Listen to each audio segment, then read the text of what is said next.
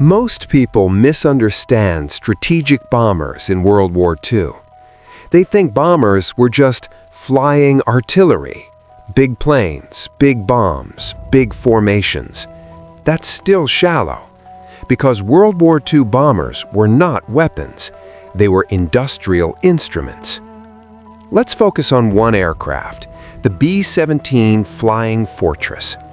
Most people remember it for one thing: durability. Stories of B-17s coming home with half a wing missing, engines destroyed, holes everywhere.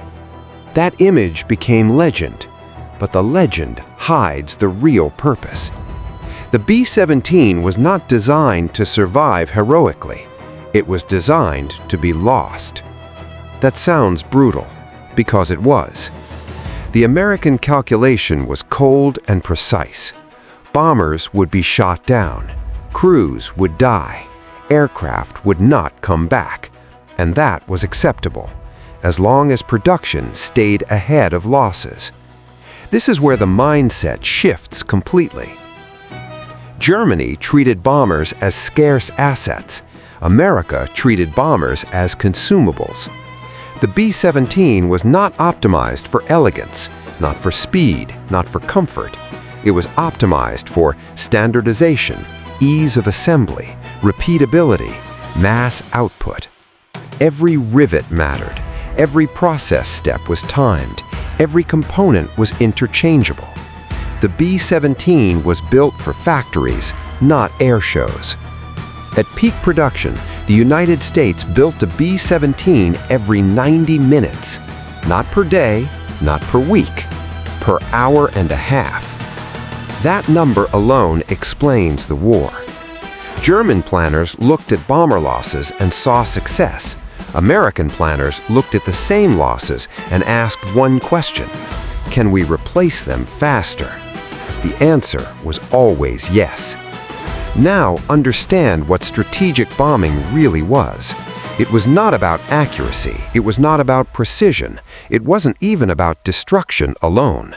It was about forcing Germany to respond everywhere, all the time. Every bomber stream forced fighters into the air, fuel to be burned, pilots to be exhausted, factories to shift production, and anti-aircraft guns to be built. Germany was dragged into a defensive spiral. They were not fighting bombers. They were fighting American output. The B-17 did not need to be perfect. It needed to exist in numbers Germany could never match. This is why the B-17 flew in daylight, not because it was safe, but because daylight forced combat. Every engagement accelerated German attrition. Pilots lost, engines worn out, maintenance overwhelmed. The bomber was bait, industry was the hook, and behind every B-17 was something more important than aluminum. There was an entire ecosystem: steel mills, engine plants, ball bearing factories, oil refineries, rail networks, training pipelines. The B-17 was just the visible tip. This is why comparing bombers by performance misses the point entirely. Range, speed, ceiling, all secondary. What mattered was replacement rate. The Allies did not ask, how do we avoid losses? They asked, how do we make losses irrelevant? That is industrial warfare in its purest form.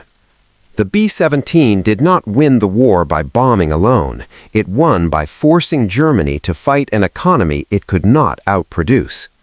By 1944, Germany was still building aircraft, but it was losing fuel, losing pilots, losing time. And time was the one resource America had in surplus. The B-17 represents the moment war stopped being about battles and became about throughput. Not bravery versus bravery, but capacity versus capacity. The bomber was not a hero, it was a statistic, and that is why it worked. The B-17 Flying Fortress was not terrifying because it was deadly.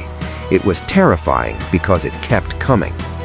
Wave after wave, day after day, losses replaced before the smoke cleared. Once that system was running, the outcome was no longer in doubt. Only the calendar remained. That is the real story of the B-17. Not courage at 25,000 feet, but an industrial engine turned toward destruction that never needed to stop.